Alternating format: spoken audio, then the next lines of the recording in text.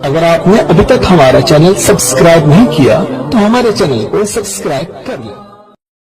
U P کا رہنے والا خبیث، تیری ماں کھیتوں میں جا کے لوٹا لے کے ہگنے والی، تو بتا رہا ہے وصفات کی ماں پہ انگلی اٹھا رہا ہے، سوا کہیں کا۔ اس خبیث کو دیکھو نا تو دل بولتا ہے کہ سور کے بچے کو تو کتنی گالیاں نہیں بولتا، رسول کا گستاخ سور کا بچہ۔ کئی بولتا ہے نبی مر گئے، پتہ بتاؤ کہاں ہے نبی، میں ملنے جاؤں گا۔ پھر سور تو گالیاں بکنے کا دل بولتا ہے میرا، مجھے کوئی پرواہ نہیں ہے بھائی آپ لوگ اس کا کیا ریئیکشن لیں، یہ ایسے خبیثوں کے لیے میرے پاس گالیاں ہیں، تم کمنٹس کرتے رہو، مجھے کوئی پرابلم نہیں پڑتا۔ انٹرنیٹ پہ ڈالنا ویڈیو اسی گالی کے ساتھ ڈالنا، اور بھاوڑو تم کمنٹس کرنا، گالی شاہ بابا، گالی والے بابا، تم گالی کے لائق ہو۔ اور یہ سنو، یہ بھی سنت ہے۔ کیا ہے؟ سنت ہے۔ رسول اللہ کا ایک گستاخ تھا ولید ابن مغیرہ، اور جب اس نے حضور کو کہہ دیا مجنون ہے، جاؤ کھولو سورہ قلم آیت نمبر 14 دیکھ لو، 10 سے 14 آیتیں آئی اس کے بارے میں، یہ 10 ہے اللہ نے گنایا، اور 10 آیت گنایا، اتلم بذالک ذنیم، یہ حرامی ہے، اس کی اصل میں خطا ہے، قرآن حرامی بول رہا ہے۔ حضرت ابوبکر صدیق بیٹھے ہوئے، صحیح بخاری کی حدیث ہے، مشرکین نے صلح کے لیے ایک شخص کو بھیجا رہا کہ مجھے اس کا نام یاد نہیں، بخاری میں موجود ہے، کتاب الجہاد کے اندر یہ حدیث آئی ہے، صحیح بخاری کے اندر۔ کون سی کتاب میں؟ ہاں سن لو، بریلوی کیوں گالی بکتے اب وہ بھی سن لو، کتاب الجہاد بخاری کھولو، بخاری حدیث ضعیف نہیں ہے، بخاری بول رہا ہوں۔ مشرکین نے صلح کے لیے ایک شخص کو بھیجا، کہا جاؤ، وہ آیا صلح کر رہا ہے حضور سے، ابو بکر بیٹھے، کچھ صحابہ بیٹھے، تو اس نے صحابہ پہ طنز کیا، کہا محمد ان صحابہ، ان لوگوں کے بلبوتے پہ آپ جنگ کے لیے باتیں کرتے ہیں، انہیں میدان میں لانے کی بات کرتے ہیں، یہ اتنے نامرد لوگ ہیں کہ آپ انہیں جنگ میں لے آئے تو آپ کا ساتھ چھوڑ کر بھاگ جائیں گے، یہ پیٹ دکھا دیں گے یہ لوگ۔ ابو بکر کو جلال آیا، کیا جملے کہتے ابو بکر نے، سننا چاہیے بخاری میں، بولو ابو بکر نے بھی گالی بکی ہے۔ ابو بکر نے کہا اے بے غیرت، تو کیا یہ سمجھتا ہے کہ محمد کا ساتھ چھوڑ دیں گے؟ جا اپنی، اب دیکھو میں اردو ترجمہ کر رہا ہوں، عربی میں دیکھ لینا کیا ہے، اور ان کے ملاؤں کا ترجمہ دیکھنا، جا اپنی دیوی تھی نا ان کی عزا، اس کی شرمگاہ کو چاٹ، اور اپنے حبل کا وہ سامنے والا نا اس کو منہ میں لے کے چوس۔ میں نے بہت ادب میں بولا ہے،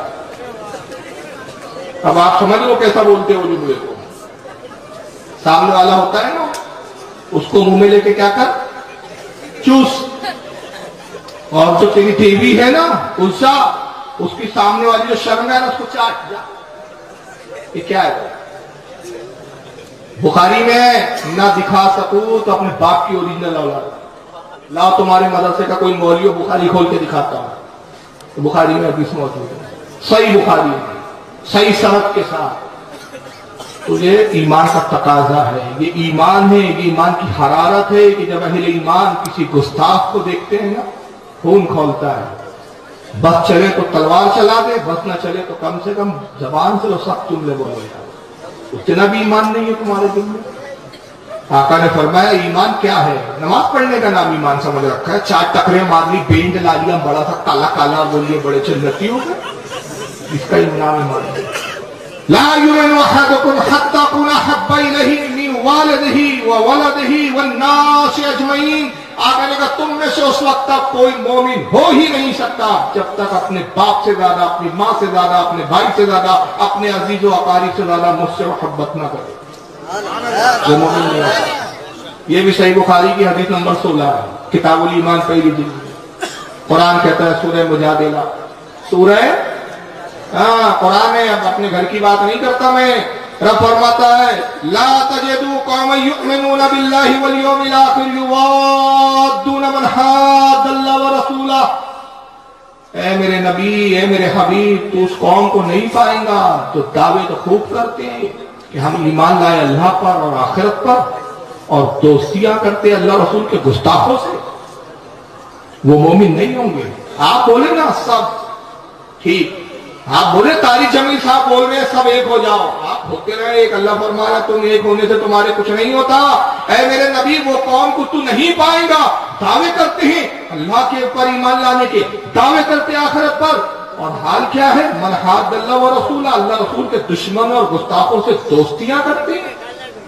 وَلَوْ كَانُوا آبَاءَهُمْ أَوْ أَبْنَاءَهُمْ أَوْ إِخْوَانَهُمْ أَوْ عَشِيرَتَهُمْ، اگرچہ وہ گستاخ ان کے اپنے باپ کیوں نہ ہو، ان کے اپنے بھائی کیوں نہ ہو، ان کے اپنے عزیز و اقارب کیوں نہ ہو، اگر وہ اپنے گستاخ باپ سے دوستی کرے، اپنے گستاخ بھائیوں سے دوستی کرے، اگر اپنے گستاخ عزیز و اقارب سے تعلق قائم رکھے، اللہ فرماتا ہے وہ مومن نہیں ہوگے، وہ مومن ہو ہی نہیں سکتے۔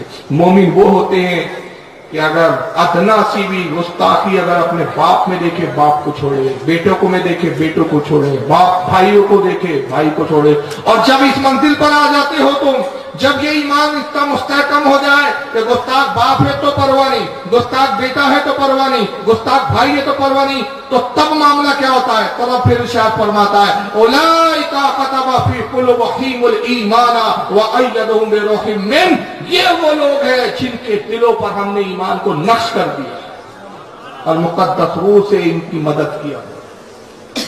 رضی اللہ عنہم ورضوا عنہ ویدخلہم جنات تجری من تحتها الانہار خالدین فیہا، اور یہی وہ لوگ ہیں کہ جب یہ مریں گے ہم ان کو جنت کے باغوں میں لے آئیں گے، وہ جنت کے باغ جس کے نیچے جس میں دودھ کی اور شہد کی نہریں روا دوا۔